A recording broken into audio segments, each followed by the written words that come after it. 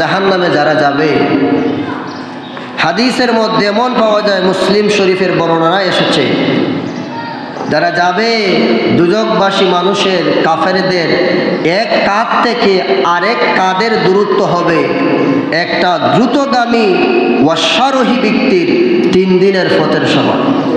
নাউজুবিল্লাহ বলুন। এক কাঁধ থেকে আরেক কাঁধের দূরত্ব অতটুকু হবে, দ্রুতগামী অশ্বারোহী ঘোড়া যদি 3 দিন দৌড়ায় যতটুকু যেতে পারবে ততটুকু হবে এক কাঁধ থেকে আরেক কাঁধের দূরত্ব যারা জাহান্নামে যাবে। আল্লাহ নবীজি বলেছেন, জাহান্নামে যারা যাবে তাদের দাঁতগুলো এত মোটা হবে, এত বড় হবে। নবীজি বলেছেন, উহুদ পাহাড় যত বড়, উহুদ পাহাড় যত বড় তার চাইতে আরো বড় হবে জাহান্নামবাসী মানুষের দাঁতগুলা। পাহাড় এত বড়, 7 কিলোমিটার দৈর্ঘ্য, 3 কিলোমিটার প্রস্থ, 350 ফুট উচ্চতা হলো উহুদ পাহাড়।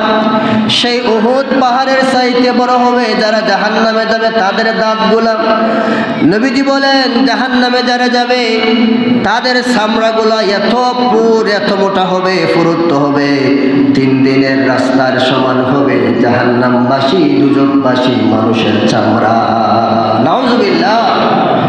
আমার ভাইয়েরা, আহমদ শরীফের বর্ণনায়, তিরমিজির বর্ণনায় এসেছে, হযরত আব্দুল্লাহ ইবনে ওমর বলেছেন, যারা দুজকে যাবে তাদের জিহ্বাগুলা এত লম্বা হবে, জিহ্বাগুলা এত লম্বা হবে, লিয়াসকুবু লিসানুহু ফারসাখ ওয়াল ফারসাখানে।